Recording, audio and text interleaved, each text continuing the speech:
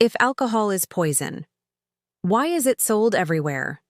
So, here's a thought. Alcohol is officially classified as a Group 1 carcinogen. Yeah, that's the same category as tobacco and asbestos. Wild, right? Yet, take a stroll down pretty much any city block, and you'll probably spot more bars than bookstores. Over 3 million people die from it every single year, but we still clink glasses and call it a celebration. Today, we're not diving into the best hangover cures. We're asking the really obvious question that nobody seems to answer while waiting in line for their brunch mimosas. If alcohol is literally poison, why is it sold everywhere we look? Section 1. The problem in plain numbers. Let's get straight to it with a few quick facts your biology teacher probably skipped. Ethanol? It's a neurotoxin. Once it's inside you, your liver drops everything else to break it down, churning out toxic byproducts that scar tissue and mess with your DNA. A huge 2018 global analysis, looking at 700,000 drinkers, found that your cancer risk jumps a full 13% for every daily glass of wine. And nope, that tiny bit of resveratrol isn't some magic antidote. Grape juice has the same antioxidant without the nasty carcinogen. Even moderate drinking shortens your lifespan. Remember those supposed heart benefits? They pretty much vanished when researchers removed former drinkers from the studies. The net result? The World Health Organization lists alcohol as the planet's third leading preventable cause of death, right behind cigarettes and high blood pressure.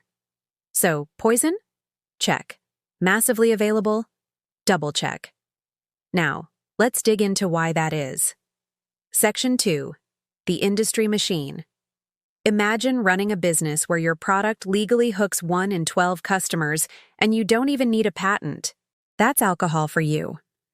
Global sales blow past $1.5 trillion annually. That's serious cash that fuels lobby groups, campaign donations, and those super slick ad agencies. In the U.S. alone, Big Alcohol pours more than $500 million every year into local and national lobbying. That's 3 times what the NRA spends, just to put it in perspective. The payoff is clear in our state laws. 17 states still ban happy hour discounts, but totally allow liquor stores right next to schools. Taxes help too, but not in the way you might think. The federal excise tax on a 6-pack of beer is about 5 cents. Compare that to $1.30 on the same volume of cigarettes. Politicians quietly keep alcohol cheap because every price hike risks losing a massive revenue stream that funds schools and roads. It's the same old playbook straight from tobacco's golden years. Normalize it, minimize the risk, and maximize its reach. Section 3. The marketing matrix. You can't buy Super Bowl airtime for cigarettes anymore, but beer ads during the game? They're practically a spectator sport themselves. Marketers tirelessly link alcohol to success, friendship, even fitness. Remember those low-carb, light beer commercials featuring marathon runners? Neuromarketing studies actually show that pairing booze with upbeat music activates the reward centers in your brain before you even take the first sip. It literally trains you to associate poison with pleasure. Social media then narrows the target. If you liked a barbecue page, expect sponsored posts for hard seltzer by sunset. Influencers get handed free product and vague captions like, "Good times," totally bypassing rules that should require disclosing health risks. The message is relentless. Real adults drink. Non-drinkers are just the weirdos nursing water while everyone else is supposedly having fun. Section 4. Cultural conditioning. Here's the thing. Marketing only really works if culture meets it halfway. Alcohol has been around longer than the steam engine. Egyptians even paid pyramid builders partly in beer. Fast forward 4,000 years, and what do you get? Birthday equals cake plus champagne, wedding equals a toast, funeral equals a stiff drink. We even joke about needing wine to survive parenthood or those endless Zoom calls. This long history creates a powerful default setting. Opting out can feel like you re-opting out of society itself. Ever tried ordering a soda at a business dinner?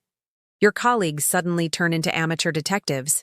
Are you pregnant, on meds, in recovery, or just judging them. That peer pressure isn't natural, it's learned. But it keeps the conveyor belt rolling from breweries straight into our bloodstreams. Pause here for a second. If any of this is news to you, go ahead and hit that subscribe button.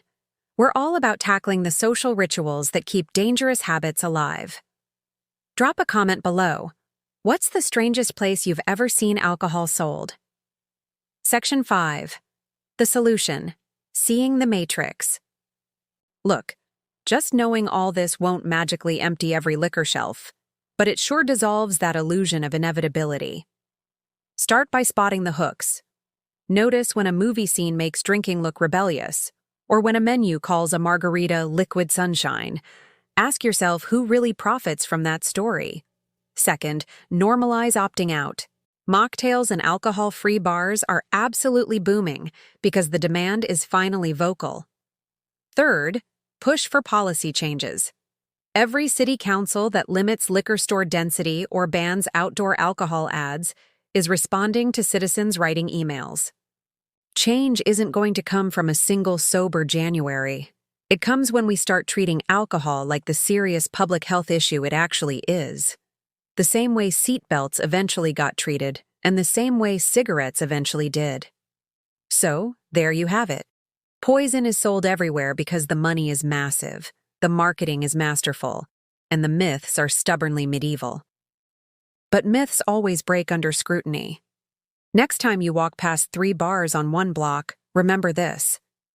That layout isn't a reflection of human necessity. It's just the residue of profit and tradition. You can still choose to drink, of course, but let it be a conscious choice, not just following a script. Share this with someone who says, everything causes cancer, because some things we can totally avoid, especially the ones they sell us at every single corner.